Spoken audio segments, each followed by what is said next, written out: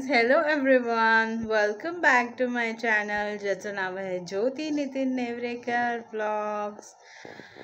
तर आज मी बनवणार आहे शिरा बिकॉज आज आहे संकष्टी आणि बाप्पांना नैवेद्य दाखवायचा आहे। तर चला मग आज तुमच्याबरोबर शिऱ्याची रेसिपी मी शेअर करणार आहे। तसं तर अनेक वेळा केलेला आहे, पण आज थोडंसं वेगळं पद्धत शिरा ॲज इट इज बनवणार, पण बाप्पाला दाखवताना जी पद्धत आहे ती थोडीशी वेगळी असतात। तर चला मग बनवूया झटपट शिरा। Let's begin. शिराला लागणारं साहित्य आहे, 1 वाटी मी रवा घेतला, 1 वाटी साखर आणि 1 वाटी तूप आणि थोडेसे ड्रायफ्रूट्स। तर कढई मी तापत ठेवलेली आहे आणि त्याच्यामध्ये फर्स्ट ऑफ ऑल मी रवा भाजून घेणार आहे। तर रवा जो आहे तो मीडियम फ्लेमवरती भाजायचा आहे आणि रवा पूर्णपणे कसा भाजला गेलेला आहे हे जर आपल्याला माहिती करून घ्यायचं असेल तर जेव्हा आपण रवा कढईमध्ये टाकतो तेव्हा तो अगदी जड असतो, जेव्हा आपण त्याला फिरवतो तेव्हा तो अगदी जड असतो आणि जेव्हा ते पूर्णपणे भाजलं जातं ते अगदी हलकं होतं। एकदम फिरवताना तुम्हाला ही गोष्ट जाणवेल। थोडं थोडं तूप जे आहे ते टाकून त्याच्यामध्ये व्यवस्थित रवा गोल्डन ब्राऊन होईपर्यंत भाजून घ्यायचं। तर रवा गोल्डन ब्राऊन झालेला आहे आणि त्याच्यामध्ये मी ड्रायफ्रूट्स टाकले आहेत आणि एकीकडे पाणी मी गरम करत ठेवलं आहे। तुम्हाला जर दूध टाकायचं असेल तर तुम्ही दूधही त्याच्यामध्ये टाकू शकता, पण माझ्याकडे दूध नव्हतं तर मी पाणी टाकते आहे आणि त्याच्यानंतर लगेच साखर जी आहे ती टाकून याच्यामध्ये व्यवस्थित एकजीव करून घ्यायचं आहे आणि 5 मिनटासाठी त्याला झाकून मंद आचेवर ठेवून द्यायचं आहे। तर 5 मिनटानंतर हा मी शिरा जो आहे तो काढून बघितला आहे आणि तो पूर्णपणे शिजलेला आहे आणि आता मी गॅस जो आहे तो बंद करून घेते। ओके, गॅस बंद केल्यानंतर आता हा जो शिरा आहे तो मी एका प्लेटमध्ये काढून घेणार आहे आणि त्याला व्यवस्थित थंड करणार आहे। ओके, तर नेक्स्ट याच्यामध्ये तुम्हाला मी एक साडी आणि ब्लाऊजचा जो पॅटर्न आहे तो पुढे शेअर करणार आहे लास्ट पार्टमध्ये।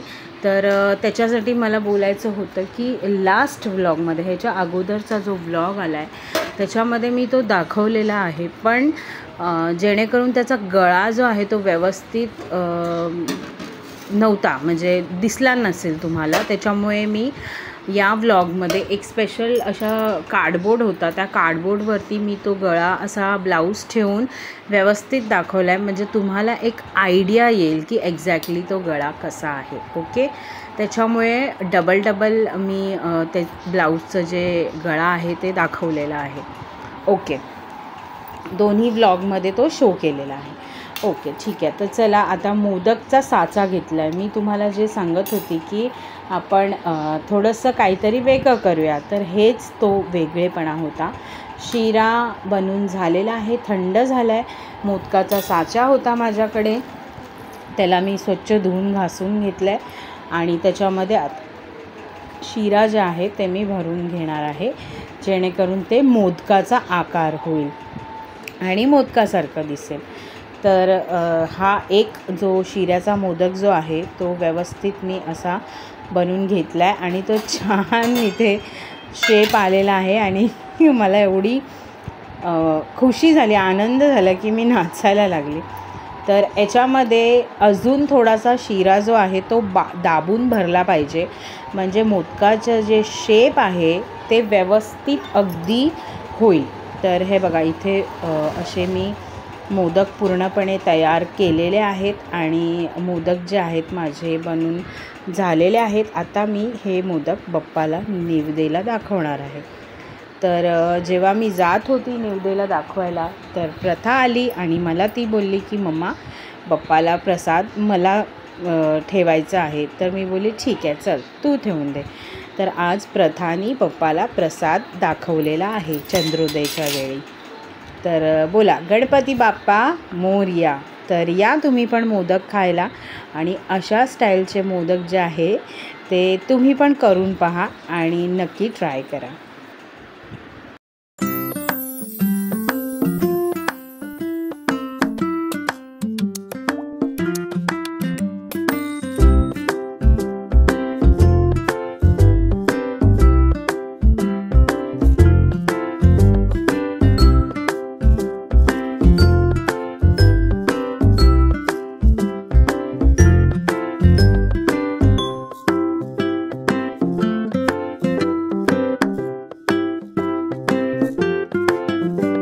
बाप्पाला मोदक दाखवून झालेले आहेत आणि तुम्ही बघितलात की कशा वेगळ्या पद्धतीने शिऱ्याचे मोदक बनवले.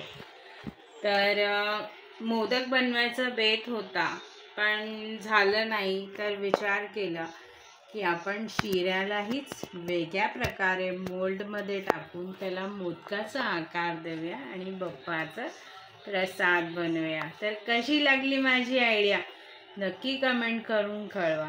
ओके. तर अजून एक गोष्ट, ब्लाऊज शिवून आलाय त्याच्यामुळे तुमच्या बरोबर शेअर करायचं होतं. सो हे बघ,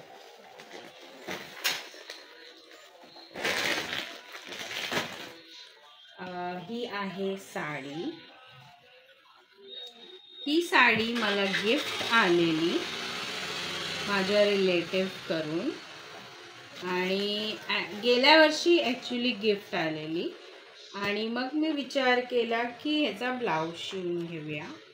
तर हा मी ह्याचा ब्लाऊज असा शिवलाय. तर याचा गळा जो आहे तो मला तुम्हाला दाखवायचा होता. तर पुढचा जो गळा आहे तो नॉर्मल असा गोलच आहे आणि पाठीमागचा जो गळा आहे तो असा डोली गळा आहे. ओके. विचार करते आहे की ह्याला जे आहे ना आणि असे लटकन लावणार आहे जे की दिसायला एकदम सुंदर आणि छान दिसतील. तर ह्याचा जो गळा आहे मी एक्झॅक्टली तुम्हाला दाखवते की कसा दिसतो. असं दिसत नाहीये ना, एक मिनटं थांबा.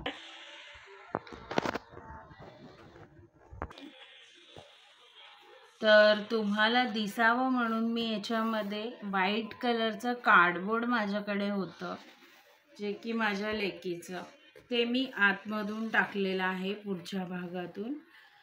आणि हे असं डोली गळा आहे. हे बघा,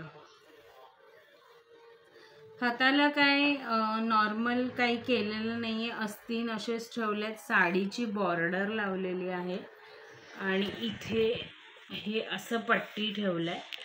तर इथे जे लटकन आहेत ना ते इथून असं 1 2 3 4 5 असं लटकन लावायचं मी विचार करते.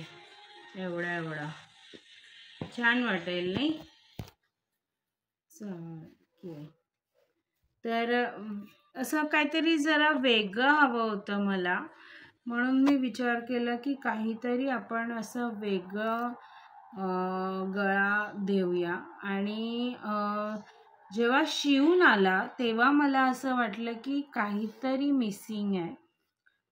मी विचार करत होती की इथे आपण असं लेस लावूया, पण लेस लावल्यापेक्षा ह्याला काहीतरी करामाती केलं तर हे बरं दिसेल, है ना. तर चला, हे झाल्यानंतर मी तुम्हाला दाखवेन की एक्झॅक्टली कसा तयार झालेला आहे. ओके. तर हा होता माझा आजचा छोटूसा मिनी ब्लॉग आणि हा ब्लॉग तुम्हाला कसा लागला मला नक्की कमेंट करून कळवा. तर चला मग भेटूया नेक्स्ट ब्लॉगमध्ये. Till then bye, take care and live as usually happily. Bye bye. माझे 1K सबस्क्रायबर्स झाले आहेत आणि पेमेंट अजून सुरुवात झालेली नाही कारण त्याच्यासाठी लांबचा टप्पा गाठायचा आहे. पण एक स्टेप जे आहे ते मी क्लिअर केलेलं आहे. बाकीचे 2 स्टेप अजून आहेत, ते क्लिअर केल्यानंतर माझं पेमेंट चालू होईल. त्याच्यासाठी अजून मला भरपूर मेहनत करावी लागेल. तर जसं आतापर्यंत प्रेम दिलात तसं पुढेही भरभरून प्रेम द्या आणि तुमची साथ आणि आशीर्वाद असंच ठेवा. तर चला मग